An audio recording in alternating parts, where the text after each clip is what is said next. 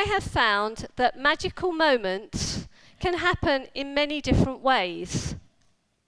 They can happen by chance, they can happen unexpectedly, they can happen through hard work and determination, and they can happen because of others. So watch out, because they might take you by surprise. In 2019, I went on my first trip to Andhra Pradesh in India to see the work of a charity called HEAL. That stands for Health and Education for All. The children who live here are either double orphans, single orphans, or children who can no longer be looked after by their families. And some of them actually join Heal Paradise, which is a project that I went to visit when they're as young as 2. And these youngsters grow up there until they are 18. When I went to visit there, this was a moment that really mattered to me. I was struck by the fact that if you are part of the HEAL family, it's just like any other family, and you are part of that family for life.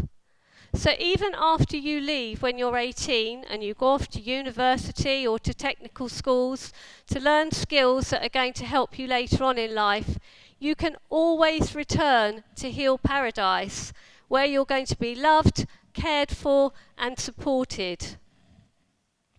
The children in the photograph there are some of the wonderful students at the school that I met.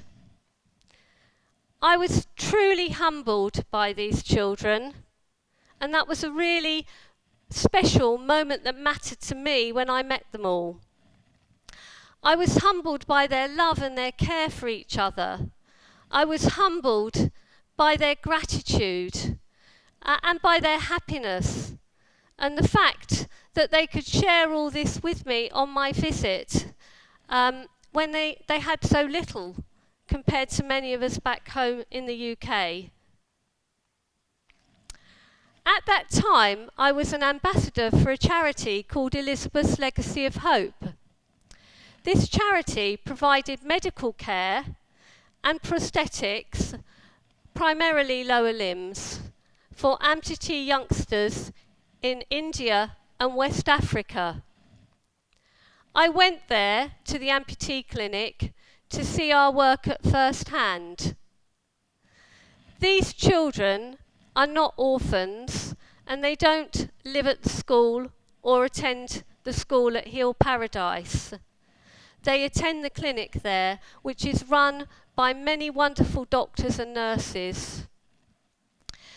This was a moment that mattered to me because I was able to see the work that I was doing in the UK firsthand in India.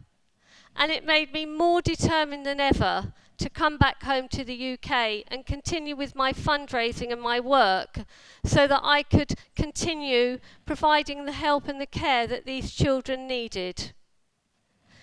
They come from extremely poor families, and so without our help, they couldn't do all the things that you and I take for granted.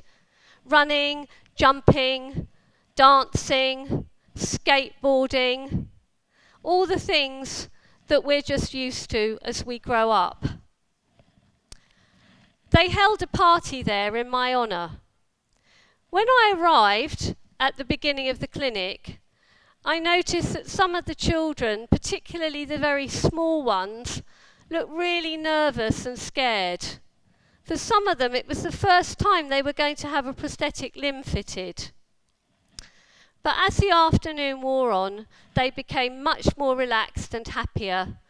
And when it was time for cake, just like you and me, they were really happy to tuck into that. I tried to imagine what it might be like to be one of these small children having a prosthetic limb fitted for the first time. And so I decided to capture that feeling in this poem. It's called Limb Found. I sit waiting, looking all around, bewildered, listening, hoping, small child. Limb loss, so easy to say. For some, Indian currency. For others, birth or accident. An embarrassment. But here, there is warmth, laughter, fun. Soon it will be my turn. My disfigurement exposed, perfectly trimmed. My first new leg is fitted. Feels strange, uncomfortable.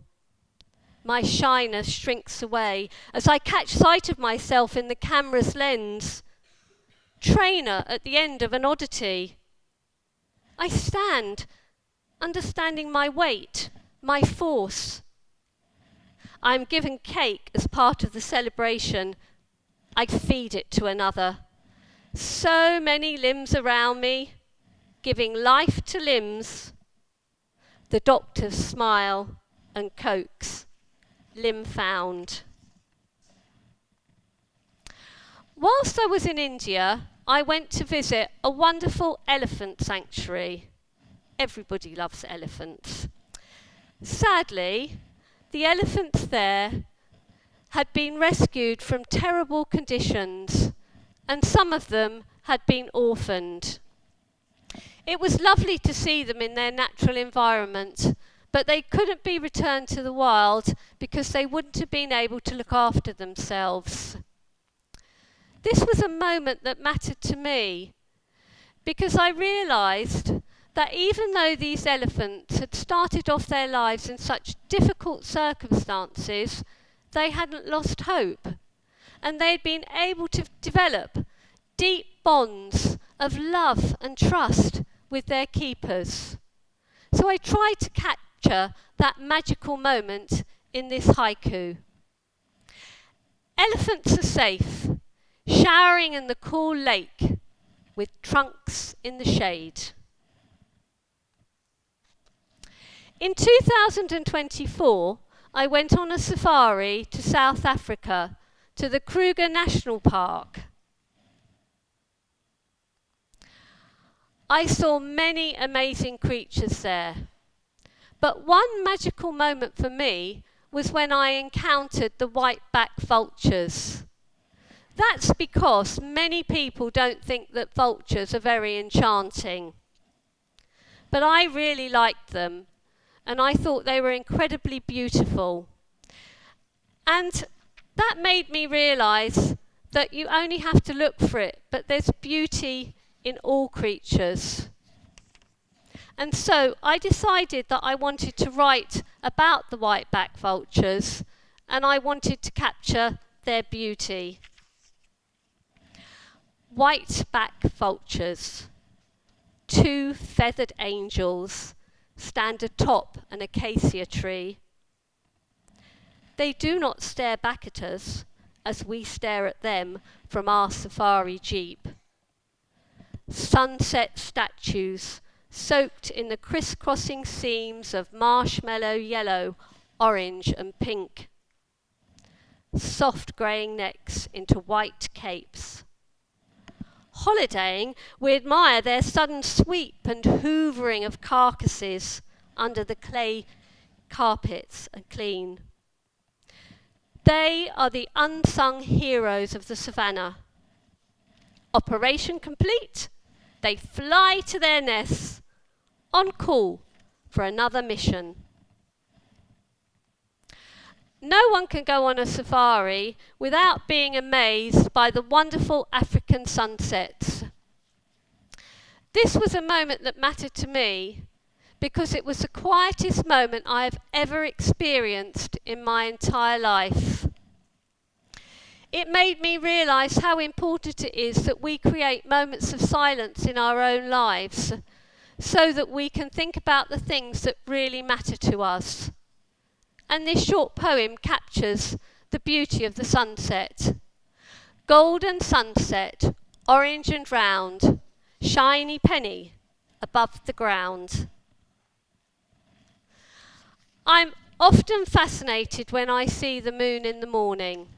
When I used to be on my way to work, and I've taught in schools for longer than I might care to remember, I would see the moon in the morning. and I would always be amazed by its brilliant whiteness against a wonderful blue sky.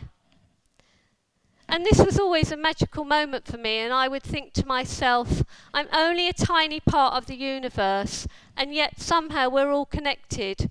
It seemed like I could almost touch the moon myself. And I thought, even though we are only a small part of the universe, there is so much that we can do to make moments of matter to the lives of others. Moon in the morning, so high in the sky. As I look through my window, a plane flies by and crosses the moon as if to say hi. I imagine myself as part of that cry. Moon in the morning, lit by the sun, she's a glacial pearl moving slowly in fun. On a blue backdrop with white chocolate clouds. So at breakfast, I stand on tiptoes and reach for the moon.